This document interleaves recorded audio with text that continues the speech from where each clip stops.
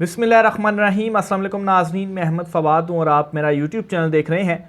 अहम ख़बरों, तजज़िये और तबसरे के साथ आज की व्लॉग में आपकी खिदमत में हाजिर हुआ हूँ।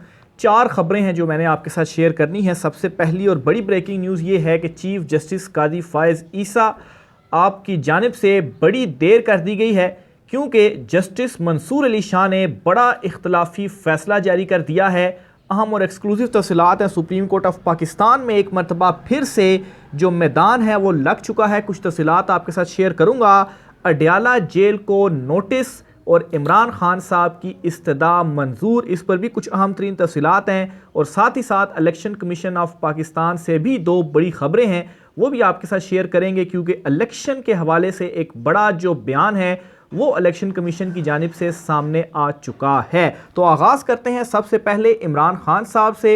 इमरान खान साहब की बड़ी एक अहम जो इस्तदा है वो मंजूर हुई है। बुनियादी तौर पर इमरान खान साहब की जानिब से एक दरख्वास्त इस्लामाबाद हाई कोर्ट में दायर की गई थी, और इस दरख्वास्त में इमरान खान साहब ने ये इस्तदा की थी कि उनसे उनके जो साहबजादे हैं यानी कि सलमान और कासिम, उनसे हर हफ्ते के रोज़ उनकी जो बात है मोबाइल फ़ोन पर वो करवाई जाए। और एक मरतबा तो इजाज़त भी दी गई और इमरान खान साहब की बात भी करवाई गई, लेकिन वो सिर्फ़ और सिर्फ एक ही मरतबा करवाई गई। और ऑफिशियल सीक्रेट एक्ट अदालत के जो जज हैं अबू अल हसनात जुल्करनैन साहब, उन्होंने ये इजाज़त दी थी। और सुप्रीडेंट अडयाला जेल जो थे उनकी जानिब से पहले तो ये कहा जाता रहा कि नहीं करवा सकते, लेकिन बिल आखिर एक मरतबा हुक्म के बाद उन्होंने बात इमरान खान साहब की करवाई। तकरीबन आधा पौना घंटा इमरान खान साहब ने अपने साहबजादों से गुफ्तगू की, लेकिन अब इमरान खान साहब ने इस्लामाबाद हाई कोर्ट से रुजू किया था कि हर हफ्ते उनकी जो बात है उनसे उनके साहबजादों से करवाई जाए। तो इस दरख्वास्त के ऊपर समाअत chief justice Islamabad high court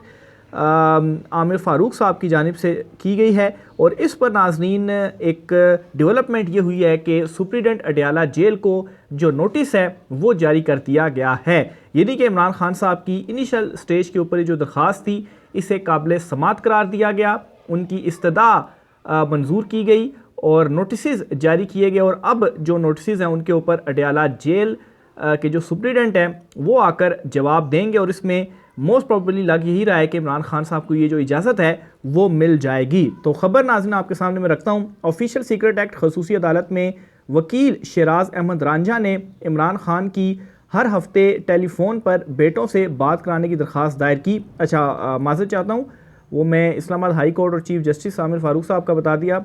ये ऑफिशियल सीक्रेट एक्ट की अदालत में ही ये जो दरख्वास्त थी वो दायर की गई जज अबू अल हसनात के सामने। अच्छा, इसके ऊपर मौक़िफ़ ही अपनाया गया जी। अदालत ने 21 अक्टूबर को इमरान खान की बेटों से बात कराने का हुक्म दिया, जिस पर सुप्रीडेंट जेल अडयाला जेल ने व्हाट्सएप पर इमरान खान की बेटों से बात कराई। दरख्वास्त में इस्तदा की गई कि इमरान खान के बच्चों से हर हफ्ते टेलीफोन पर बात कराने का हुक्म दिया जाए। हकीकी बेटों यानी कि सलमान और कासिम से बात करना इमरान खान साहब का हक़ है। इसके ऊपर खसूसी अदालत के जज अबू अल हसनात मोहम्मद जुल्करनैन ने सुप्रीडेंट अडयाला जेल को नोटिस जारी कर दिया, और नोटिस जारी करते हुए 8 नवंबर तक उनसे जो जवाब है वो तलब कर लिया। और अब 8 नवंबर को इस दरख्वास्त के ऊपर जो नेक्स्ट फ़ेज़ है वो शुरू होगा, और नेक्स्ट फ़ेज़ में ये दरख्वास्त दाखिल हो चुकी है और सुप्रीडेंट साहब जो हैं वो आकर जवाब देंगे। और जवाब उनका जो पहले से था, पहले भी वो यही कहते रहे जी कि नहीं हम करवा सकते, लेकिन अदालत ने फिर हुक्म दिया तो करवाना पड़ी।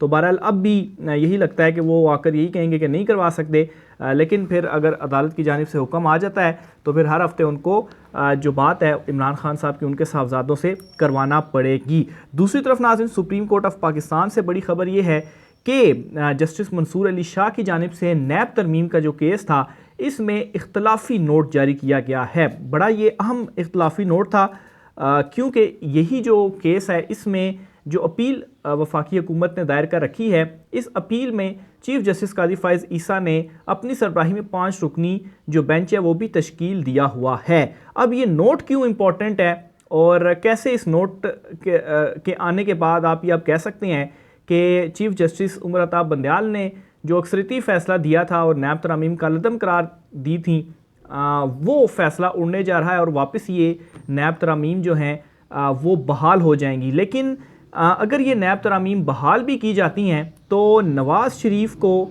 इसमें रिलीफ नहीं मिल सकता। क्यों नहीं मिल सकता? इस पर भी एक अहम नुक्ता है, वो मैं आपके सामने रखूँगा, लेकिन पहले ये इख्तलाफी नोट सुन लें फिर मैं आगे चलता हूँ। अच्छा, तो जस्टिस मंसूर अली शाह साहब ने अपने इस इख्तलाफी नोट में लिखा है जी कि अदलिया कानून साजी का उस वक्त जायज़ा ले सकती है जब वो बुनियादी इंसानी हकूक़ से मुतसादम हो।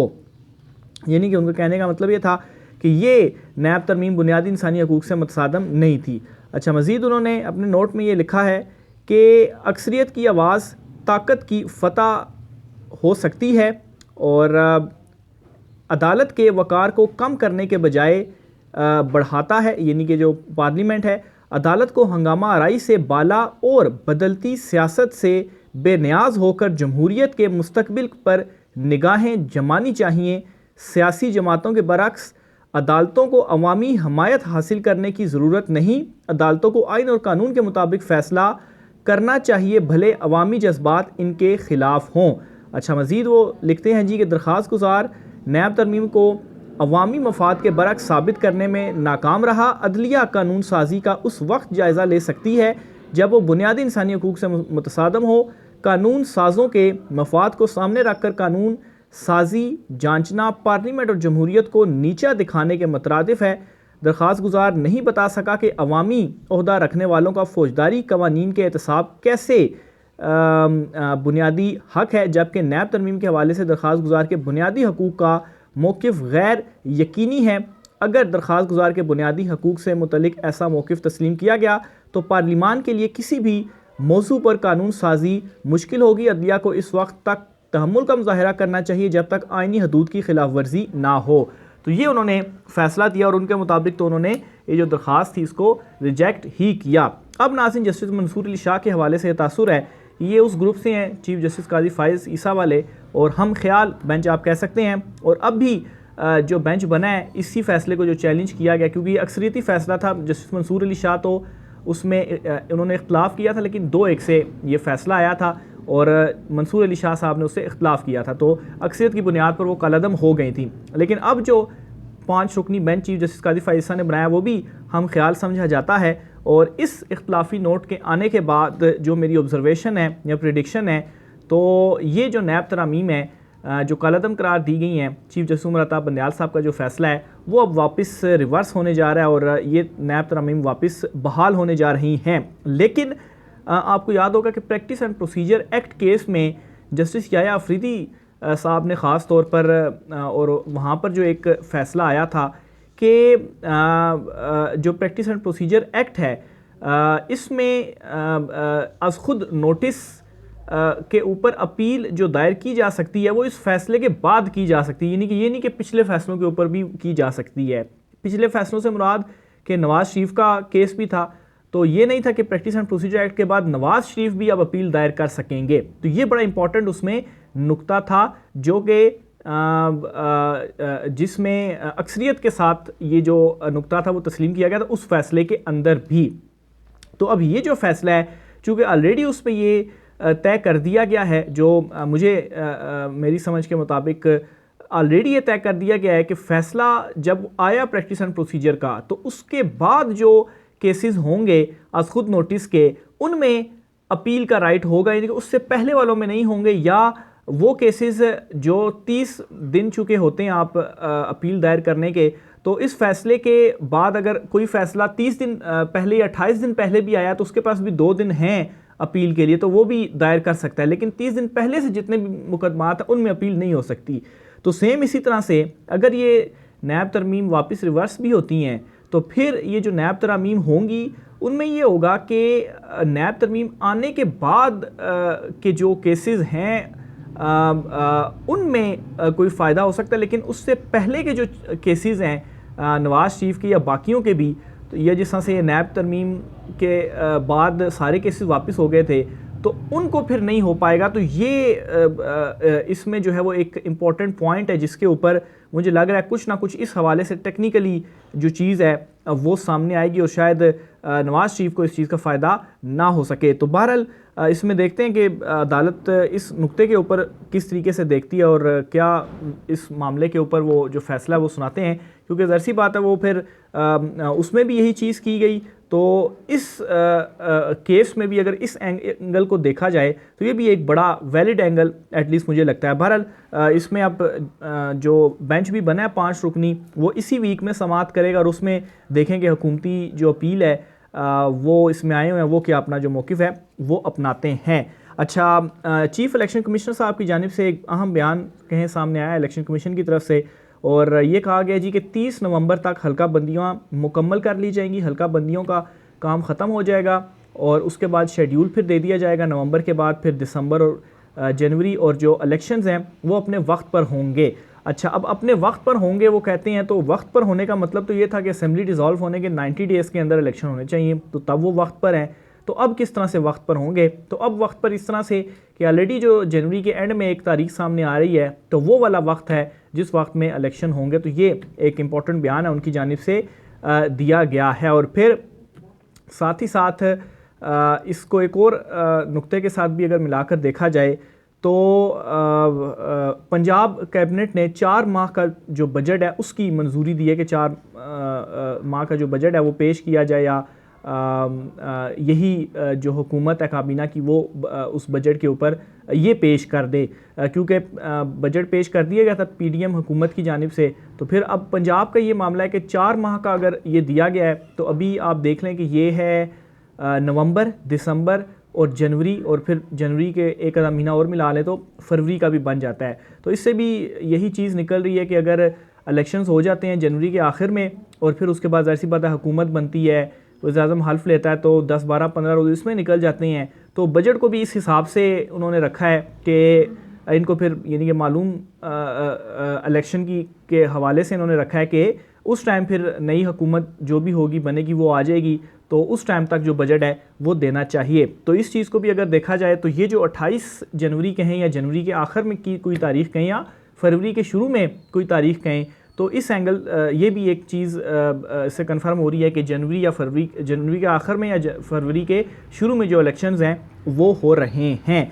आखिर में नाज़रीन ख़बर आपके साथ इमरान खान साहब के हवाले से एक और भी शेयर करता चलूँ।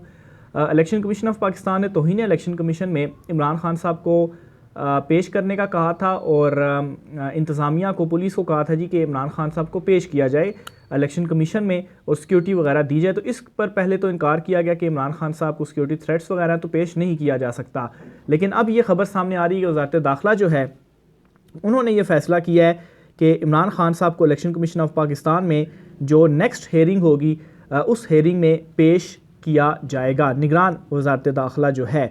अच्छा, तो इसमें जी तौहीन इलेक्शन कमीशन केस की अगली पेशी पर इमरान खान साहब को पेश किया जाएगा। ये निगरान वज़ीर दाखिला जो हैं उन्होंने गुफ्तगू करते हुए ये कहा है। अच्छा, मज़ीद उन्होंने ये कहा है जी, सरफराज भुगटी साहब हैं निगरान वज़ीर दाखिला कि तौहीन इलेक्शन कमीशन के केस की अगली पेशी में इलेक्शन कमीशन को रूबरू पेश किया जाएगा। इलेक्शन कमीशन की मुआवनत हमारी ज़िम्मेदारी है, ऐसे पूरा करेंगे।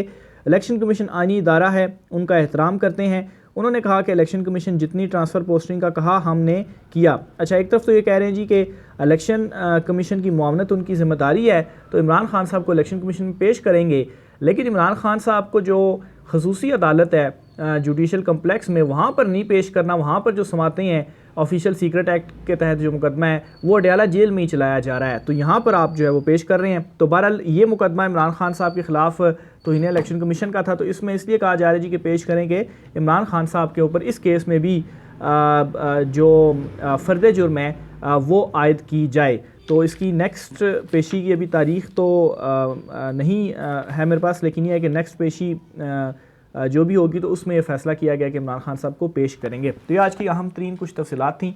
राय का इज़हार कीजिएगा। मुझे इजाज़त दीजिए। अल्लाह हाफ़िज़।